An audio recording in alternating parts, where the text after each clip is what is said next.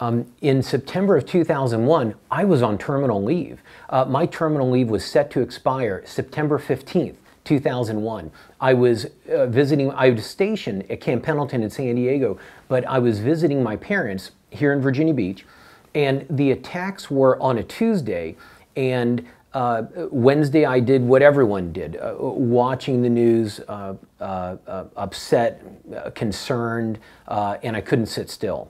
Thursday morning, I took about 04, I took a cab to Norfolk Airport, rented a car, drove north. I don't know Manhattan at all, but I listened to NPR along the way, and they were talking about a volunteer center at the Javits Center.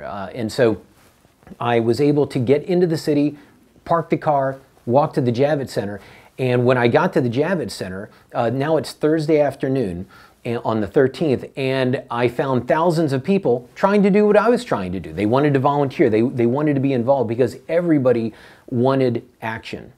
And I knew that my terminal leave was September 15th, but I also just thought, well, I'm in the Marine Corps. Marines are supposed to make things happen. That's what we do.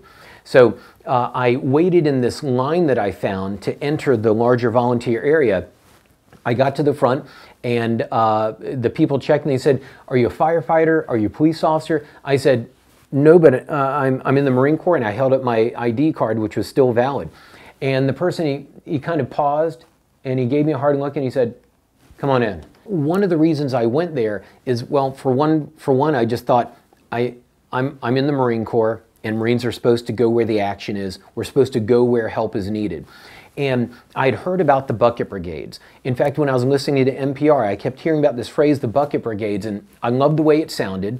It sounded austere, it sounded expeditionary, and sounded like a lot of people trying hard to cobble something together in a dangerous situation. And I thought, yeah, that's the Marine Corps. I was hanging around with a group of police officers. They were from some area of New Jersey called Nancy Park, as I recall. And we were talking, now it's nighttime, and all of a sudden one of them said, "Hey, come on, we're getting on the bus." Okay, great. I walked on the bus with them, and I didn't know where this was going. We could have been going to Pennsylvania, but next thing I know, we're right there at the site of the collapsed towers. And I remember one of the first things I saw was the front of a fire engine was facing us, and it was, clean, good condition, and I thought, okay, that's a good sign. As I got a little closer, I realized that was the only part that was left. The back of this fire truck was a burned out shell, as were the buildings. I could see through buildings because if they hadn't collapsed, there was nothing left except skeleton structure of these buildings. And then all of a sudden, there it is. There's the debris pile. There's the site of these collapsed towers. I mean, each tower basically had the size and weight of an aircraft carrier, and now they're in a pile. And one thing about observing the debris is that I expected to see pieces of building, pieces of furniture. No, it was steel and rubble. I mean, it was pulverized. And also, as we stepped carefully, because that's what it took to walk up into the Bucket Brigades, you had to step carefully, see what's going to hold you up, see what's going to hurt you or not. And as we went up, sometimes I would stop because if you looked at just the correct angle into the debris, sometimes you'd see a glowing red core because you'd have just the right angle to see a fire that's burning, probably 75 feet below. Smoke, was coming up through the debris quite a bit.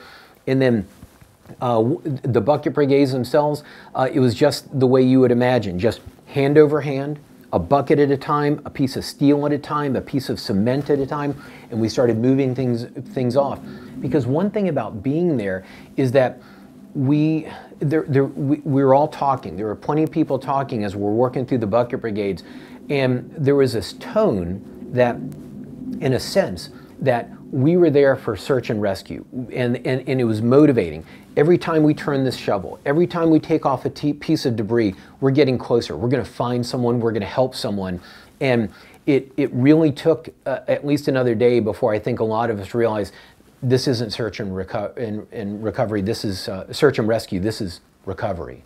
And it was sobering, but I think just we all sensed it. We understood this was no longer search and rescue, this was retrieval. All around us, the buildings surrounding had all been seriously damaged, windows blown out.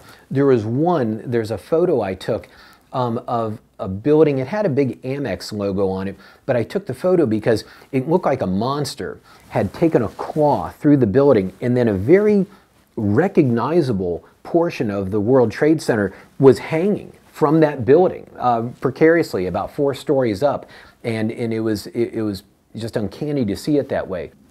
The entire time I was there, it kept occurring to me, well, I'm still on terminal leave. I'm still in the Marine Corps. I think I need to go back on active duty. I remember thinking about that, but at the same time, I remember thinking, I signed up for things like this. And I remember thinking that if Marines are supposed to go where the trouble is, okay, I'm here where the trouble is. And I also remember thinking, well, just 2 days ago, I thought that I was about to begin a civilian career, and that it no longer occurred to me. I left when I left in the week or so after, in fact, it was about 1 week after the attacks, I received a phone call from a reserve center, and they said, hey, we're looking for Captain Ashe. And I said, this is David Ashe. And they said, okay, hey, we've got some orders for you, and what's your fax number? And I said, send them on over. And so I went back to Camp Pendleton, and I went back as one of the deputy SJs for 1 MEF, but then I wasn't there very long. I spent most of 2002 in Kuwait with Coalition Joint Task Force, and then came back, but then went back in 2003 and spent most of 2003 in Iraq. When I went back for OIF, I was supposed to go with the command element, but there wasn't really enough for me to do, so I was fired and sent to infantry, and I was with 2-5, and it was my honor. And that actually, just thinking about that connects me to when I was at the site of the collapsed towers. I knew that I was doing what everyone wanted to do. Everybody wanted to do something. Everyone wanted to take action.